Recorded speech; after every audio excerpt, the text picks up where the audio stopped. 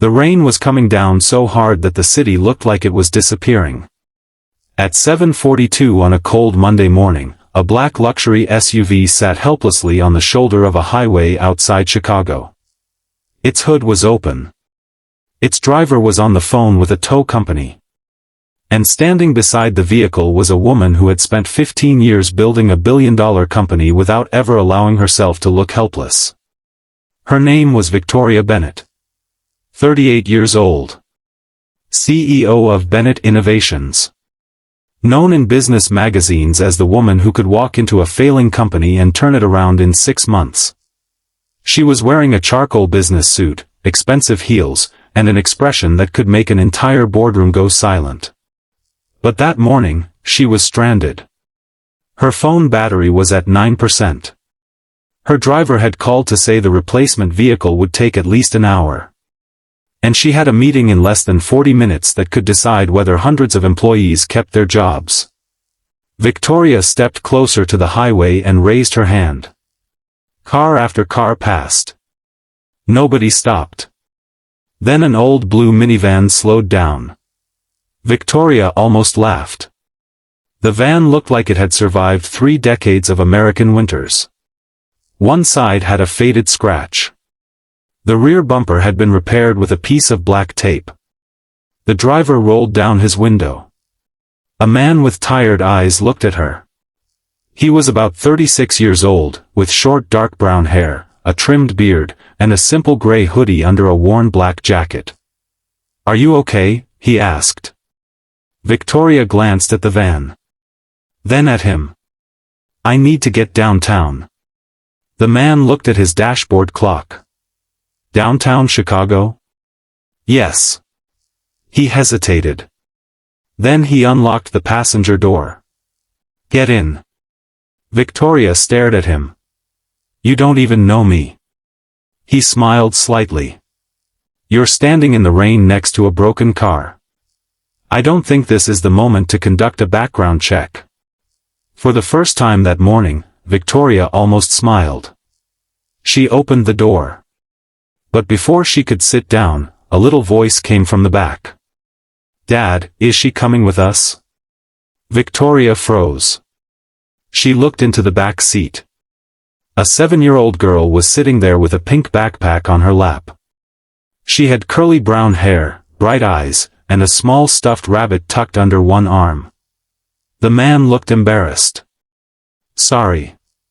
That's my daughter, Emma." Emma smiled. "Hi." Victoria gave a polite smile. "Hi, Emma. Are you rich?" The man immediately turned around. "Emma. What? She looks rich." Victoria couldn't help laughing. "I suppose I look a little rich." Emma nodded seriously. "Do rich people cry?" Victoria's smile disappeared for half a second. "No," she said softly. "They do. Sometimes." Emma considered the answer. "Good." Her father sighed. "Please don't interview the passenger." The van pulled onto the highway. Victoria sat quietly in the passenger seat. She expected an uncomfortable ride. Instead, she found herself strangely comfortable. The father drove carefully, avoiding puddles and slowing whenever another vehicle came too close. On the dashboard was a photograph. A young woman stood beside him, holding Emma as a baby. Victoria glanced at it. "Your wife?" The man's hands tightened slightly around the steering wheel. "My wife was Emma's mother." Victoria immediately regretted asking. "I'm sorry." He nodded. "It's okay." For a few moments, only the sound of rain filled the van. Then Emma spoke. "Dad says Mom is still with us." The man looked into the rearview mirror. "Emma." "But she is," the little girl insisted. "She watches over us." Victoria looked out the window. Something about the little girl's confidence touched a place inside her she had spent years keeping locked. "What happened?" she asked gently. The man was silent for a moment. Cancer. Victoria's eyes lowered. She was 29. He swallowed. Her name was Sarah. The van continued through the rain. My daughter was 4 when Sarah died, he continued. After that, it was just me and Emma. Victoria didn't know what to say. She had spent years surrounded by people. Assistants. Executives. Investors. Employees. Lawyers. Consultants. Yet suddenly, inside that old van, she felt more human than she had in years. "What do you do?" she asked. "Whatever pays the bills." She looked at him. He smiled. "I repair heating and cooling systems. I take maintenance jobs. Sometimes I deliver equipment. Sometimes I work nights. That's a lot. It has to be. What about Emma? I take her to school every morning before work." Victoria glanced back. Emma was asleep against the window. "She seems happy." "She is." The man's voice softened. "I just want to keep it that way." Victoria looked at him. "What is your name?" "Daniel Carter." She nodded. "I'm Victoria." Daniel smiled. "Nice to meet you, Victoria." Neither of them knew that within the next hour, their lives would collide in a way neither could have imagined. The van turned toward downtown. Victoria checked her phone. 3 missed calls.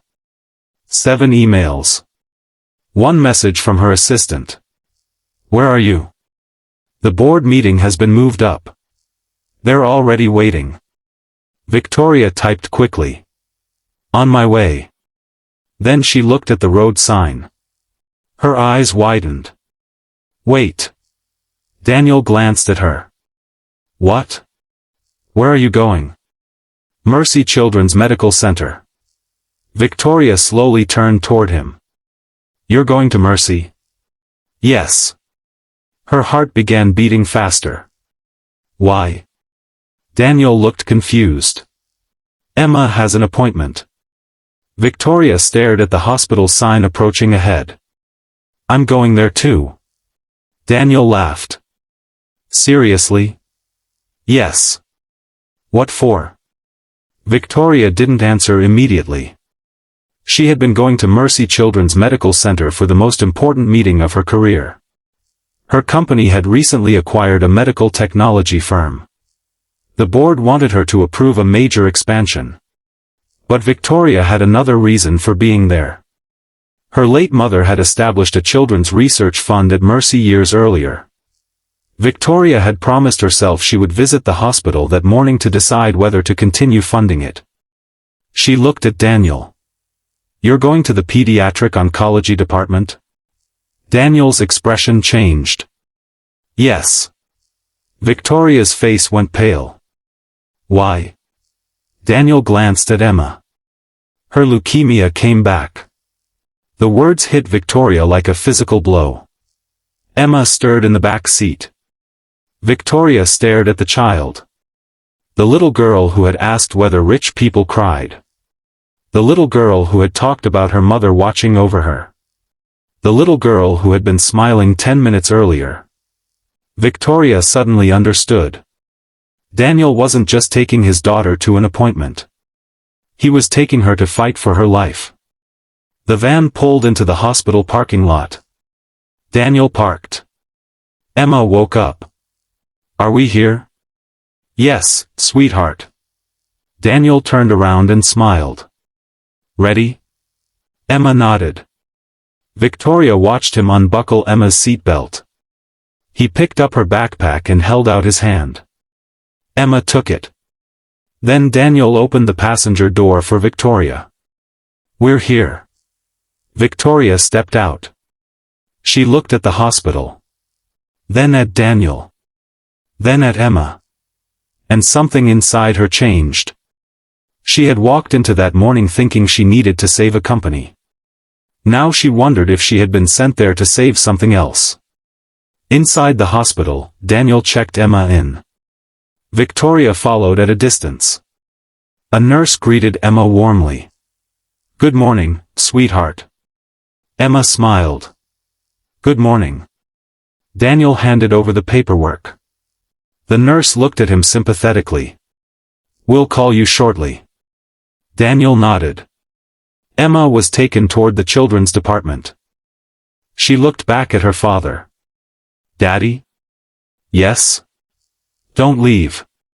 Daniel smiled. "Never." Victoria watched the exchange. She had never had children. She had never understood the fear parents carried in their hearts. But watching Daniel stand there, forcing a smile while his eyes were filled with fear, she suddenly understood. The meeting with the board could wait. Victoria walked toward Daniel. "Can I ask you something?" He looked at her. "Sure." "Do you need help?" Daniel shook his head immediately. "No. You don't even know what I was going to offer." "I know. You're proud." "I have to be." Victoria looked at him. "No. You don't." Daniel didn't answer. She continued. "You don't have to carry everything alone." He looked away. For a moment, his strong expression cracked. "I've been carrying it alone for 3 years." Victoria's voice softened. "Then maybe it's time somebody helped." Daniel looked at her. "I can't accept charity." "Good." He seemed surprised. "I don't offer charity." "What do you offer?" "A chance." Before Daniel could answer, a doctor approached. "Mr. Carter?" Daniel immediately stood. "Yes?"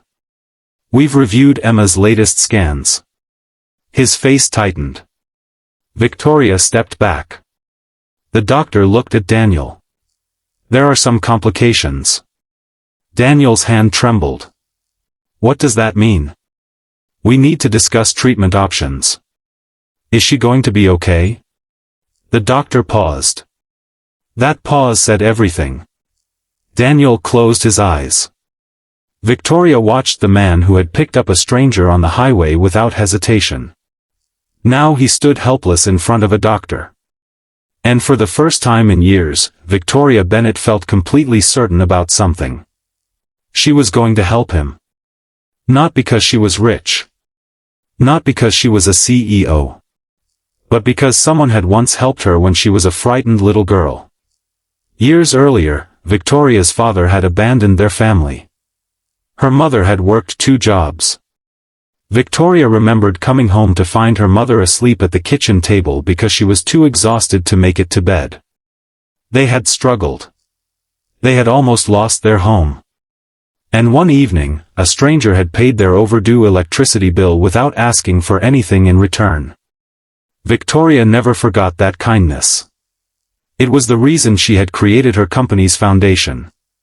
But over the years, the foundation had become another business division.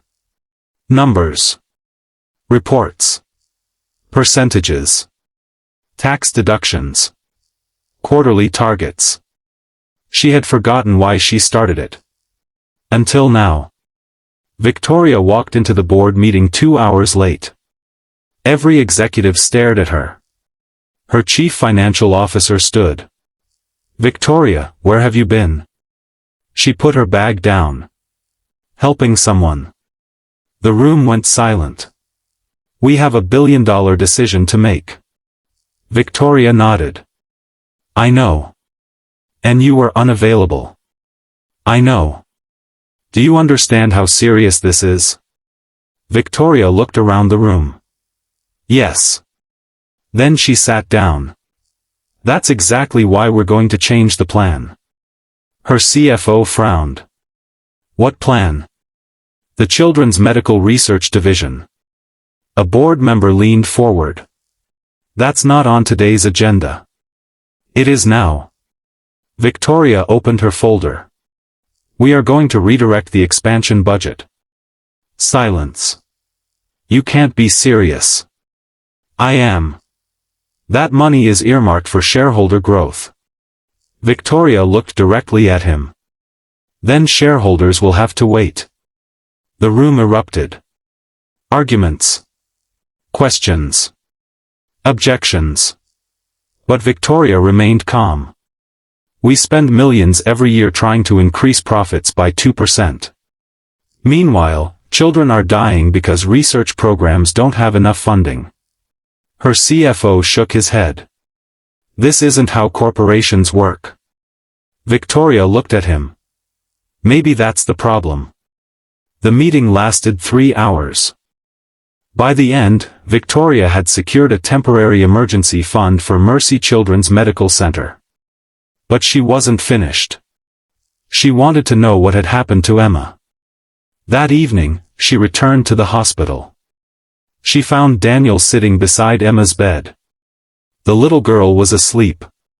Daniel looked exhausted. You came back. Victoria nodded. I wanted to check on her. Daniel looked suspicious. Why? Because I care. He looked at her. You barely know us. Sometimes you don't need years to know someone matters. Daniel looked down. The doctor had explained that Emma's treatment would be expensive. Very expensive. There was a clinical trial that might help. But the treatment wasn't fully covered by insurance. Daniel had already sold his car. He had borrowed money. He had worked double shifts. He had nothing left. Victoria didn't offer him money. Instead, she offered him something different. I can connect you with the medical research team. Daniel stared at her. Why? Because I have connections. Victoria. And because your daughter deserves a chance. Daniel's eyes filled with tears. I don't know how to thank you. You don't have to. He shook his head.